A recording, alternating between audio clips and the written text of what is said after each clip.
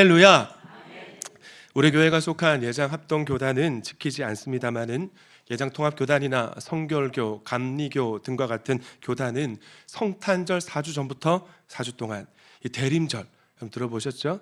대림절 절기라는 이름으로 지킵니다. 언제부터 예수 그리스도가 이 땅에 오신 성탄절의 의미가 많이 퇴색된 것 같아요. 올해는 성탄절까지 오늘부터 3주 동안 주님 오심을 기다리며 라는 제목으로 말씀을 나누려고 합니다. 사모하는 심령마다 성령께서 큰 은혜 주실 줄 믿습니다.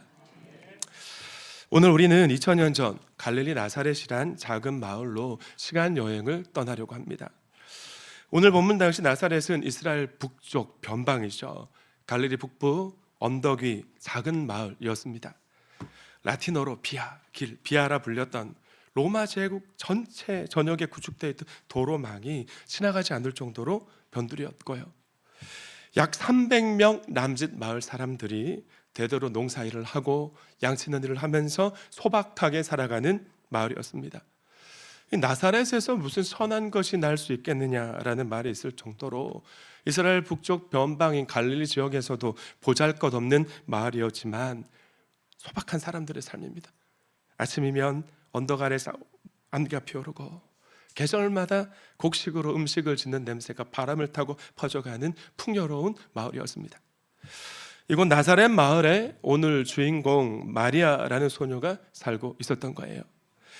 27절 말씀을 보시면 이 마리아는 다윗 가문에 속한 요셉이라는 청년과 약혼한 정혼한 사이였는데, 유대인의 미시나에 따르면 당시 유대 소년들은 약혼 정령기가 12살이었답니다. 그리고 13세가 되면 성인으로 간주되었기 때문에 12살 때 약혼하고 1년 후 성인이 되어서 결혼식을 올리고 초야를 치르는 것이 유대인들의 결혼 문화였던 것이죠. 이를 미루어 볼 때 당시 마리아의 나이는 12살 좀 되지 않았을까 합니다. 오늘 우리나라로 말하면 초등학교 6학년에서 한 중학교 1학년쯤 되는 소녀였던 것이죠. 당시는 로마 제국의 독수리 문양이 온 땅을 뒤덮고 있는 때였습니다. 그런 시대여서 사람들은 로마의 압제 아래 숨죽이며 하루하루를 견뎌내야 했고요.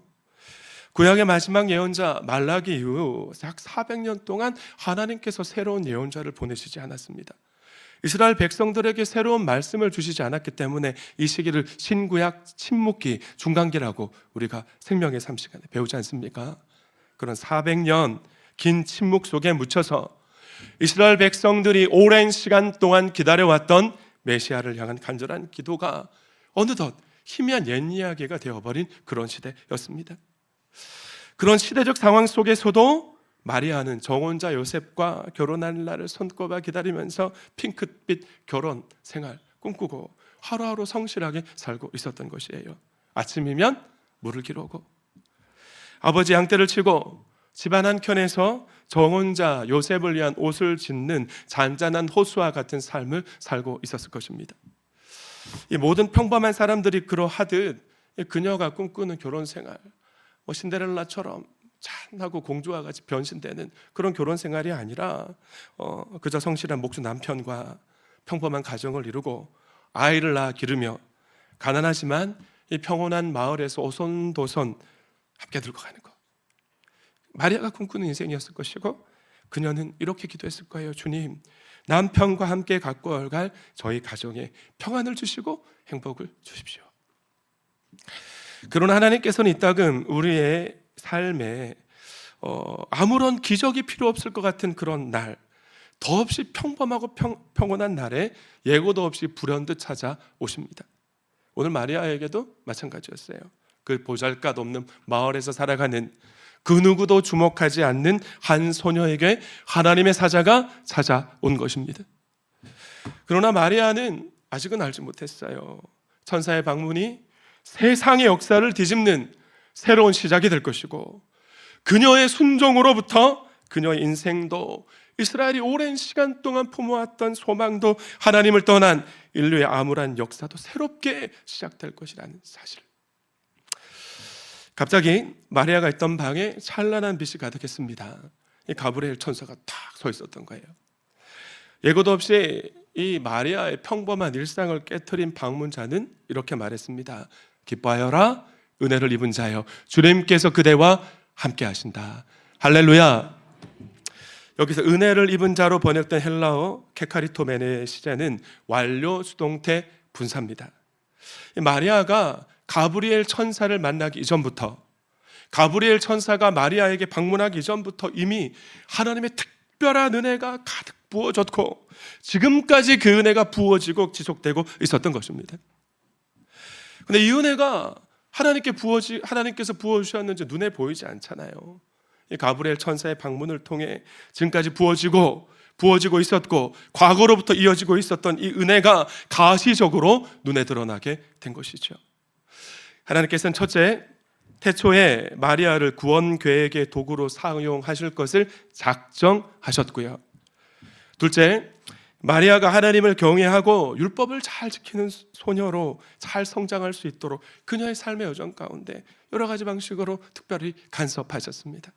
그리고 세 번째, 가브리엘 천사가 오늘 전하는 하나님의 메시지에 순종할 수 있도록 오늘의 은혜를 충만하게 부어주신 줄 믿습니다. 자, 우리에게 적용하면 첫째, 태초부터 작정된 부르심이 있음을 기억해야 됩니다. 마리아는 어느 날 갑자기 천사가 나를 찾아왔다고 생각할 수 있었겠지만, 하나님께서는 창세 전부터 마리아를 이미 알고 계셨습니다. 그리고 마리아를 향한 놀라운 계획을 가지고 계셨던 거예요. 오늘 가브리엘 천사의 방문은 어느 날 갑자기 우연히 일어난 사건이 아니라 마리아를 향한 하나님의 완전한 계획 가운데 일어난 사건임을 믿으시기 바랍니다. 자, 그러면 비단 마리아 인생만 아니죠. 에베소 1장 4절 말씀은 우리가 창세 전부터 누구 안에서? 그리스도 안에서 우리를 주님이 택하시고 사랑해 주셨다고 말씀하고 있습니다. 우리 인생이 결코 우연이 아니라는 거예요. 지금 여러분이 계신 자리가 나사렛처럼 보잘것없어 보이고, 여러분이 가진 모든 것이 작아 보이고 연약하고 미약해 보인다 할지라도, 하나님께서는 여러분 한 사람 한 사람을 이 시대의 구원 계획을 이루는 특별한 도구로 창세전부터 이미 선택하신 줄 믿습니다. 두 번째, 현재 고난과 시련을 하나님의 특별한 간섭으로 해석하시기 바랍니다. 또한 하나님께서는 하나님의 부르심에 합당한 그릇이 될 수 있도록 이 마리아의 삶 속에 순간순간 직접 빚어가셨던 거예요. 여러분 한번 생각해 보세요. 하나님을 경외하는 믿음, 사랑하고 두려워하는 믿음이잖아요. 그리고 하나님 말씀에 순종하는 삶이 하루아침에 짠 하고 이루어집니까? 비록 15살, 15년의 인생이었지만 지금까지 마리아가 경험했던 모든 희, 노, 에, 락, 기뻐하고 때론 분노하고 때론 슬퍼하고 때론 즐거워했던 모든 시간 속에 하나님께서 특별한 간섭으로 그녀의 삶을 빚어가시고 훈련시키신 시간이었던 것입니다. 그리고 오늘 가브리엘 천사를 통한 부르심을 위해 하나님이 마련하신 특별한 훈련 코스였다는 사실을 말씀드리고 있는 것입니다. 혹 인생을 살면서 겪는 고난, 또 우리는 이해되지 않는 좌절, 그런 시간을 지나갈 때가 있는데 내 삶을 돌아볼 때 여기서부터 여기까지 이 시간 없었으면 좋았을 불필요한 시간이다. 그 시간 내가 너무 힘들었는데 하나님이 내 곁에 안 계신 것이 아니야, 부재한 시간으로 여기고 계시지는 않습니까? 여러분, 절대로 아닙니다. 하나님은 이해할 수 없는 그 시간을 통해 저와 여러분의 불필요한 애고와 교만과 세상의 욕망과 이생의 사랑을 꺾으시고 부르심에 합당한 믿음의 사람으로 준비시키고 계십니다. 지금 여러분이 겪고 있는 직장 안에서의 어려움, 가족이나 교우 간의 갈등, 심지어 신앙의 침체조차도 하나님의 큰 계획 속에 하나님의 완전하고도 온전한 도구로 빚어가시는 특별한 간섭임을 믿으시기 바랍니다. 이런 찬양의 가사가 있잖아요. 내게 허락하신 시련을 통해 나의 믿음 더욱 강하게 자라나고 험한 산과 골짜기 지나는 동안 주께 더 가까이 나를 이끄시네. 내가 겪는 시련이 어렵고 힘겨워도 내 주님보다 크지 않네. 내 앞에 바다가 갈라지지 않으면 주가 나로 바다 위 걷게 하리. 이 찬양의 가사처럼 우리 성도의 믿음은 시련을 통해 더욱 강해집니다. 우리를 사랑하시는 하나님께서는 시련 가운데서도 우리가 쓰러지지 않을 수 있도록 날마다 강한 팔로 붙잡고 계신 줄 믿습니다. 이것이 우리를 향한 하나님의 인자하심, 헤세드인 것이에요. 그러므로 현재의 고난을 미래의 축복을 위한 훈련의 시간으로 바라보시는 성도님들 될 수 있기를 축원합니다. 세 번째, 순종의 순간에 필요한 모든 은혜가 부어질 것을 믿으십시오. 마리아가 하나님을 경외하고 하나님의 율법에 잘 순종할 수 있는 기질을 가진 당찬 소녀여서 하나님의 뜻에 순종했던 것이 아닙니다. 가브리엘 천사가 찾아와서 불가능한 사명, 오늘 설교를 통해 살펴볼 텐데 그녀에게 전했을 때 그 순간 하나님께서 순종할 수 있는 충분한 은혜를 부어주신 거예요. 우리에게 자유의지를 허락하셨기 때문에 우리가 의지적으로 그 순종의 걸음을, 첫 걸음을 내딛기만 하면 이후부터는 하나님이 그 은혜 가운데 하루하루 감당할 수 있는 은혜와 힘과 능력과 환경을 열어주시는 것입니다. 하늘에서 부어주신 은혜가 있었다는 것이죠. 우리 하나님의 부르심 앞에 주저할 때가 참 많습니다. 내 믿음이 부족해서, 능력이 부족해서, 건강이 따르지 않아서, 재능이 부족해서, 환경이 따라주지 않아서라고 말하지만 기억하십시오. 하나님께서는 우리에게 사명을 주실 때 그 사명을 감당할 수 있는 능력도, 건강도, 재능도 부어주신다는 사실. 아멘. 문제는 내 마음의 문제인 것입니다. 마리아도 마찬가지였습니다. 마리아는 자신이 하나님의 은혜를 입은 자라고 가브리엘 천사가 말할 때 이 말의 의미가 무엇을 의미하는 것인지 알지 못했습니다. 은혜를 받은 자다라니, 나는 그저 보잘것없는 시골의 평범한 소녀일 뿐인데. 게다가 가브리엘 천사가 계속적으로 전하는 메시지가 축복인지 저주인지 기쁨인지 불행인지 분간할 수 없는 엄청난 명령이었거든요. 30절과 31절 말씀 보실까요? 함께 읽습니다. 시작.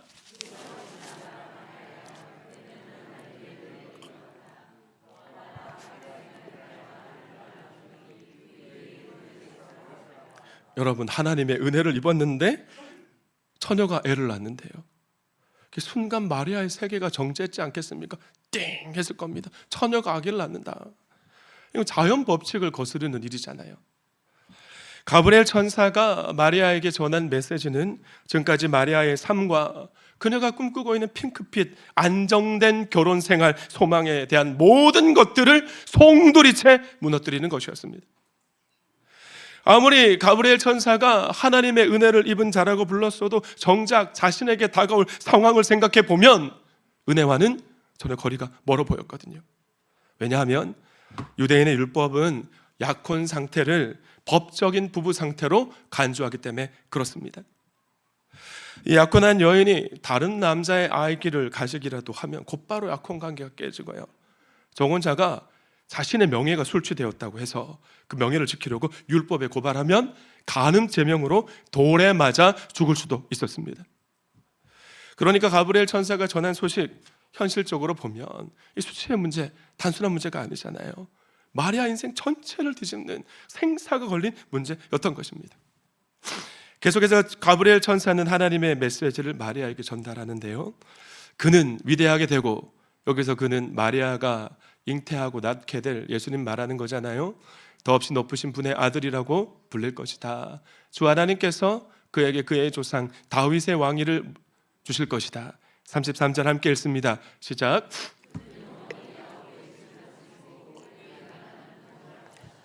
여러분, 32절과 33절 말씀 무슨 언약, 어떤 언약을 이야기하는 건가요? 다윗 언약에 관한 말씀입니다. 마리아가 낳은 아들을 통해 약 850년 전 남유다 멸망과 함께 깨어졌던 다윗 언약을 다시 갱신하시고 성취하시겠노라 하나님께서 강력하게 의지 표명을 하셨던 거예요. 그런데 여러분, 이러한 가브리엘 천사의 메시지가 이 마리아의 귀에 들렸겠어요? 처녀인 내가 아기를 낳을 거다, 이 말에 그냥 멘탈이 다 깨져가지고 아마 심령 깊은 곳에서 또 다른 목소리, 사단의 주닌 음성이 들려왔을 것입니다. 처녀가 임신하면 사람들이 뭐라고 할까? 내 종혼자 요셉이 과연 날 믿어줄까? 부모님은 나를 어떻게 바라보실까? 이에 마리아는 상식적인 반응을 합니다. 나는 남자를 알지 못하는데 어떻게 이런 일이 있겠습니까? 이따금 오늘 마리아처럼 동정녀의 몸에서 아기 예수님이 태어나셨다는 사실이 믿어지지 않는다는 분들을 만나게 됩니다. 자, 그러나 여러분 한번 생각해 보시죠. 우리가 만약 하나님이 천지 창조하셨다는 사실을 믿고 예수님의 부활을 믿는다면 동정녀가 잉태한 것 정도 믿는 거 아무것도 아니죠. 죽은 지 나흘이 지나서 썩어 냄새나는 나사로를 살리신 하나님의 능력이 역사하신다면 처녀의 몸에서 아기가 태어나는 것은 여러분 간단한 일입니다. 이 목회자가 되기 전 물리학자였던 최영기 목사님이 이 모임 가운데 하신 말씀을 소개해 드립니다. 이 물리학으로도 맞는 얘기라는 거예요. 아인슈타인의 특수상대성 이론에 따르면, 특수상대성 이론, 에너지와 질량에 대한 공식인데요, 서로 상호 교환이 가능한 본질이랍니다. 에너지와 질량이. 물리학에서 에너지는 질량 곱하기 빛의 자승인데요, 질량과 에너지 등가성 공식을 동정녀 잉태에 딱 대입을 하면 왼쪽 창조주 하나님의 능력, 창조의 에너지인 성령 하나님의 능력이 하나님의 주권, 시간과 공간을 채워라는 하나님의 주권 아래 M, 자궁의 이제 아기 예수입니다. 마리아의 자궁에 부어져서 태아 예수라는 질량으로 바뀌어진 거예요. 태초에 무에서 유를 창조하시고 없는 것을 있게 하시는 창조주 하나님이신데, 이 창조의 능력을 가지고 마리아의 자궁에 정자 하나 에너지 넣으셔서 딱 질량으로 만들게 하셔서 잉태하게 하는 일, 뭐 간단한 일 아니겠습니까? 아멘이시죠? 그러나 당시 마리아에게는 가브리엘 천사를 통해 전달받은 이 수태고지라는 명령이 청청병력과도 같았을 것입니다. 그러나 그 충격은 예수 그리스도가 통치하는 하나님의 나라가 이 땅에 들어오는 시작이고 통로가 된 줄 믿습니다. 하나님이 찾아오셔서 부르실 때 평범했던, 평온했던 그녀의 삶이 산산조각이 났지만 바로 그 지점에서 하나님의 새로운 역사가 시작된 거예요. 성도님들, 이처럼 하나님이 우리 삶에 찾아오시고 그분의 은혜가 임하면 우리는 비단길, 꽃길, 평온한 길, 평탄한 길만 갈 것 같지만 그렇지만 않습니다. 익숙한 삶이 흔들리고 내가 꿈꿔왔던 미래가 부정되고 지금까지 한 번도 가보지 못한 길을 가라 하시는 하나님을 만날 때가 있는 것입니다. 그 이유가 뭘까요? 우리의 부르심이 영원 구원하여 제자 만드는 삶이기 때문에 그렇습니다. 하나밖에 없는 아들을 희생하셔서 우리에게 구원의 은혜를 베풀어 주신 하나님이 죄 많은 세상에 죄 짓고 살아갈 것이 분명한데 왜 천국에 곧바로 내려가지 않고 이 자리에 남겨두셨겠어요? 우리에게 부르심에 합한 삶, 사명이 있기 때문에 그런 것입니다. 혹 주일마다 예배를 드려도 남들처럼 은혜를 뜨겁게 경험하지 못한다는 분들이 계시진 않습니까? 삶 속에 간증이 없다, 이런 분들이 계실 것 같아요. 왜 그럴까요? 살아계신 하나님을 뜨겁게 경험하려면 하나님이 일하시는 곳에 가서 하나님이 일하시는 사역에 합류해야 하는 것입니다. 하나님을 경험하는 삶 공부 시간에 배운 내용이잖아요. 우리가 믿는 하나님, 쉬지 않고 일하시는 성실하신 분이십니다. 아멘. 하나님은 언제나 우리 주위에서 일하고 계시고 우리와 함께 우리를 통해 일하기를 기뻐하십니다. 언제까지요? 모든 민족, 모든 족속이 예수 그리스도의 복음을 듣고 세상 모든 민족, 모든 족속이 구원을 얻는 날까지 하나님은 쉬지 않고 우리를 통해 우리와 함께 일하실 것이고 그분의 사역 속으로 오늘도 여러분을 초청하고 계십니다. 부디 하나님의 부르심에 화답하셔서 날마다 새 일을 행하시는 하나님의 파트너로 쓰임 받으시고 새로운 간증이 여러분의 삶 속에 넘쳐날 수 있기를 소망합니다. 자, 마리아가 처녀가 잉태할 것이라는 메시지 계속적으로 믿지 못하자 이제 가브리엘 천사의 설득에 담긴 설명이 이어집니다. 성령이 그대에게 임하시고 창조의 능력이 그대에게 임하고 더없이 높으신 능력이 그대 자궁을 감쌀 거다. 그러므로 태어날 아기는 거룩한 분이요 하나님의 아들이라 부를 것이다. 36절 읽습니다. 시작.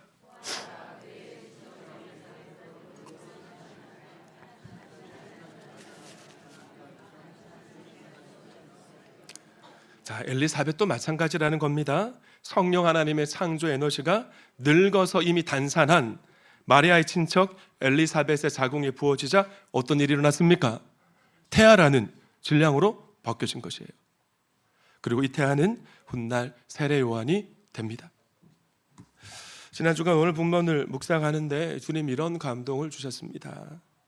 오늘 마리아에게 믿음을 부어주시려고 늙어서 이미 단산한 마리아의 친척 엘리사벳에게 딱 이 시점에 맞춰서 아기를 선물해 주셨구나. 세례 요한의 삶은 모태로부터 예수 그리스도가 이 땅에 초림하시는 그 길을 예비하는 삶이었구나. 그렇다면 지금 나는, 우리 가족은, 우리 동암교회는 그렇게 살아가고 있는가? 여러분 어떻게 살아가고 계십니까? 지금 살아가는 예수님의 재림을 앞당기는 예비하는 삶을 살아가고 계십니까? 주님 여러분에게 질문하고 계신 거예요. 가브리엘 천사의 메시지를 듣던 마리아의 심령 깊은 곳에서는 또 다른 우리에게 너무나도 익숙하고 친숙한 질문이 올라옵니다. 하필이면 왜 접니까? 많고 많은 사람이 있는데 왜 접니까? 주님. 나사렛에는 마리아보다 더 좋은 집안에 더 부유한 집안 딸들도 있었고요. 예루살렘에 가면 제사장의 딸들도 있었습니다. 율법에 정통한 바리새인들의 딸도 있었죠. 그런데 왜 하필이면 보잘것없는 목수와 정혼한 가난한 시골 처녀인 제가 메시아의 엄마가 돼야 됩니까? 왜 저를 그런 수치와 위험 속에 던져 넣으십니까? 왜 평화롭고 안정된 생활을 포기하라 하십니까? 우리가 이런 질문을 하게 될 때가 얼마나 많습니까? 목자 목녀로 부르심을 받을 때, 연합교회 어떤 사역으로 부름을 받을 때, 예배 가운데 앞자리 와서 예배해라, 아니 목장에 나가라, 여러 가지 질문과 부르심을 여러분 앞에 하나님이 요구하실 때 우리가 이런 질문 할 때가 있잖아요. 왜 하나님께서는 평범하게 행복하게 신앙생활 잘하고 있는 나를 이렇게 흔드시는가? 여러분 왜 은혜는 이토록 큰 혼란과 함께 찾아오는 걸까요? 2000년 전 마리아의 질문은 오늘 우리의 질문이기도 합니다. 2주 전 교육자들과 함께 한 큐티 세미나에 참석했었습니다. 그런데 물리학이 주장하는 연력학의 제2법칙에 관한 이야기를 하는 거예요. 오늘 물리학 얘기를 많이 하는데 여러분 연력학의 제2법칙이 뭡니까? 하나님이 창조하신 세계는 무질서라는 엔트로피가 계속 증가한다는 거예요. 그리고 그 엔트로피, 무질서, 혼돈, 이것이 필연적이라는 겁니다. 이미지 자, 그림으로 표현하면 저런 거죠. 유리컵이 깨진 모습, 여러분 쪽 맨 왼쪽에 있는 모습이 엔트로피 순간입니다. 무질서하고 혼란스럽고 우리로 말하면 시련과 고난, 한숨 그런 순간이죠. 깨어진 유리컵과 같은 저 엔트로피의 순간을 다시 회복시켜서 오른편에 원상태 유리컵으로 만들려면 엄청나게 많은 에너지가 들어가기 때문에 한 번 증가된 엔트로피는 되돌릴 수 없답니다. 반면 다음 이미지, 네겐트로피는 이 혼란의 시기, 무질서 시기, 고난과 시련의 시기를 통과하면 이 네겐트로피라는 새로운 세계 질서를 맞이하게 되는데 여러분 왼편에 보시면 새로운 그릇의 모습이 있죠. 깨어진 유리컵 금으로 붙여갖고 다른 모양의 그릇이 된 거, 이것이 바로 네겐트로피라는 거예요. 정리하면 엔트로피는 무질서입니다. 익숙한 틀에서 벗어나 새로운 환경을 경험할 생긴 혼돈, 무질서, 우리로 말하면 시련, 고민, 한숨, 걱정 등등. 반면 네겐트로피는 새로운 질서인데 이런 엔트로피의 시간을 지나 창출된 더 높은 질서 결과, 우리로 말하면 성숙한 신앙은으로 바뀌어진 삶인 것이죠. 이것이 19세기 독일의 물리학자 누돌프 클라우지우스가 연력학 제2법칙을 설명하기 위해 도입한 개념입니다. 여러분, 태초에 하나님이 창조하신 우주 만물은 하나님의 뜻 안에 질서 아래 잘 운영되었습니다. 첫사람 아담의 범죄로 말미암아 하나님의 질서가 깨어지고 온 세계에 무질서, 엔트로피가 찾아오게 된 거예요. 인류가 악하게 타락하면 할수록 이 무질서, 엔트로피가 계속 증가하는 겁니다. 그러나 우리 하나님은 이 엔트로피를 선용하셔서 하나님의 사람들을 네겐트로피, 새로운 질서로 이끌어오신 줄 믿습니다. 자, 강사가 무슨 말을 하냐면 오늘날 부모들이 자녀를 온실 속 화초처럼 양육한다는 거예요. 그래서 자녀에게 엔트로피의 경험이 부족해서 좀 나중에 부모의 품을 떠나 거친 세상에 나아갔을 때 직장에 취업하거나 하면 얼마나 다양한 엔트로피의 상황을 맞이하게 됩니까? 그걸 돌파할 능력이 부족해가지고 너무나 쉽게 무너진다는 이야기를 하더라고요. 그래서 말씀을 입체적으로 보는 큐잉이라는 큐티 방식을 통해 말씀 가지고 엔트로피를 자녀를 잘 양육하라라는 도전을 했습니다. 자, 복잡한 말씀을 드렸는데 쉽게 말씀드리면 우리 인간은 엔트로피라는 무질서, 혼돈, 실현, 고난을 통해 네겐트로피라는 하나님의 새로운 역사를 경험하게 된다는 말씀을 드린 거예요. 그래서 하나님께서는 지금까지 평범하고 평온하게 살아왔던 마리아에게 이 엔트로피, 무질서, 혼돈을 먼저 주신 겁니다. 우리가 만약 평안한 길만 걸어가려고 한다면 우리 하나님은 우리를 온실 속 화초처럼 내버려 두지 않습니다. 왜요? 우리에게 사명이 있으니까. 우리에게 고난이라는 엔트로피를 허락하셔서 온실 속 화초처럼 살아간 우리의 삶에 온실을 확 걷어버리는 겁니다. 비바람을 고스란히 맞게 하시는 엔트로피를 허락하시는 거예요. 그래야 우리가 네겐트로피라는 하나님의 새로운 역사를 경험하게 되기 때문입니다. 그러나 우리는 이렇게 반응할 때가 참 많죠. 주님, 왜 하필 지금입니까? 왜 제게 이런 시련을 주십니까? 왜 저를 부르십니까? 아직 제가 준비되지 않았는데 왜 제게 이 일을 맡기십니까? 왜 저에게 이렇게 어려운 길을 가라고 하십니까? 마리아가 바라본 현실은 위험했고 수치였고 두려움 그 자체였지만 하나님이 바라보신 그 엔트로피 넘어 네겐트로피의 세상은 달랐습니다. 마리아의 순종을 통해 시작된 하나님의 새로운 역사를 우리 하나님께서는 미리 보고 계셨는 줄 믿습니다. 저는 우리 동암의 모든 성도님들의 눈에 영적인 비늘이 벗겨졌으면 좋겠어요. 믿음의 눈을 열어 하나님이 바라보시는 새로운 세상을 바라보고 그 길을 향해 거침없이 나아가는 저와 여러분 될 수 있기를 소망합니다.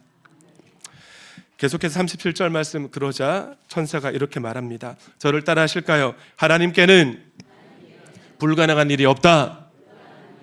아멘이십니까?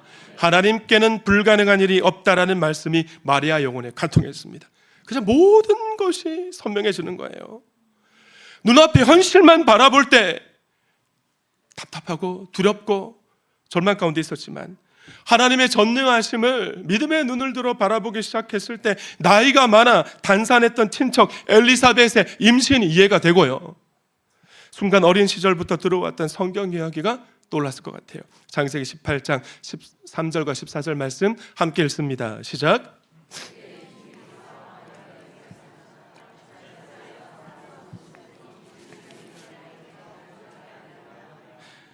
나 주가 할 수 없는 일이 있느냐? 다음에 이맘때에 내가 다시 너를 찾아오겠다. 그때 사라에게 아들이 있을 것이다. 하나님의 부르심은 수치와 고난이 아니라 하나님의 새로운 역사에 동참하는 축복이었던 것입니다. 하나님을 바라보기 시작할 때 비로소 마리아의 눈에 두려움이 사라지고 마리아의 심령에 거룩한 경외감만 채워주고 떨리던 입술이 확신에 찬 미소로 바뀌어질 것입니다. 그리고 마침내 마리아 입술이 열립니다. 함께 읽습니다. 시작.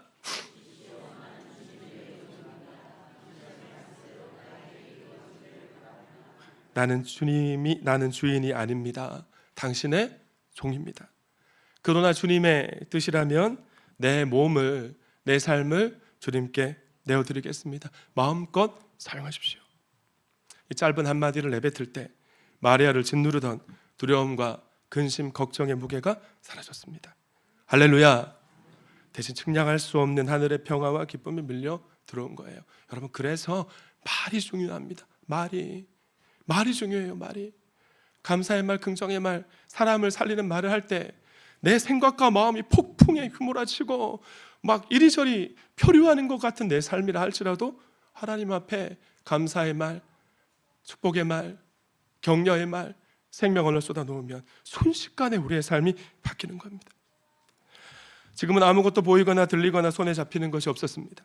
아기의 심장 소리도, 메시아의 탄생도, 메시아를 통한 하나님 나라의 확장도, 그러나 예라고 순종하는 마리아의 고백과 그 모든 것이 영적인 세계 안에 움직이기 시작했고요.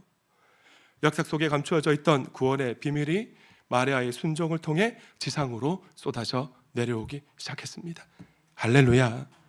앞으로 그녀의 삶은 온 세상을 구원하시려고 이 땅에 오신 하나님의 아들을 길러내는 삶이 될 것이고, 인류의 역사의 획을 긋고 하나님 나라를 이 땅에 가져오는 놀라운 역사의 주역으로 마리아가 하나님께 쓰임받게 될 것입니다. 말씀을 했습니다. 사랑하는 도안가족 여러분, 우리도 마리아와 같은 순간을 맞이할 때가 있습니다. 이 엔트로피의 순간을요. 직장에서 어려움이 있고 가정이나 목장에 갈등이 있는데 하나님이 날 부르시는 거예요. 여러분 기억하십시오. 하나님께는 불가능한 일이 없다는 사실을. 하나님께서 여러분에게 엔트로피의 순간, 그 혼돈의 시간, 무질서의 시간, 한숨의 순간 허락하신 것은 여러분이 지금 있는 모습 그대로 머물러 있지 않고 네겐트로피라는 하나님의 놀라운 새로운 반전의 역사를 경험하게 하시려는 부르심입니다. 목자 목녀를 통해서든 담임 목사나 연합교회를 통해서든 성령의 감동을 통해서든 여러분 각자의 삶에 요구하시는 하나님의 부르심이 있으실 것입니다. 근데 여러분 하나님의 부르심이 뭐 이렇게 막 아기예술잉태하는 이런 뭐 대단한 것만은 아닌 것 같아요.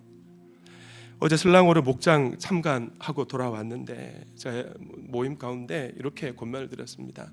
예배 시간 은혜를 받으시려면 뒷자리에 앉아서 예배를 보지 마시고 앞자리에 오셔서 예배를 드리십시오. 근데 여러분 앞자리에 아예 안 앉아보신 분에게 쉬운 일이 아니거든요. 근데 오늘 일부 연합 예배 시간에 두 분이 앞자리에 딱 앉으셔가지고 하나님의 은혜를 누리시고 감사한다 고백하는 분들이 그 부르심에 화답하셨더라고요. 이렇게 부르심에 화답하는 삶이 주님이 원하시는 삶인 것입니다.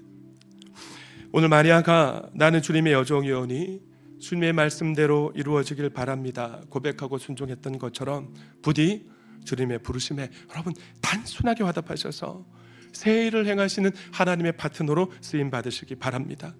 자, 그때 여러분의 삶에 날마다 넘쳐나는 네겐트로피의 간증, 하나님의 새 역사가 그치지 않을 줄 믿습니다. 옆에 계신 분에게 인사하실까요? 당신의 삶에 주님의 말씀이 이루어지길 축복합니다. 시작. 하나님 여러분의 삶 가운데 일하실 줄 믿습니다. 하나님께 영광의 박수 올려드립니다.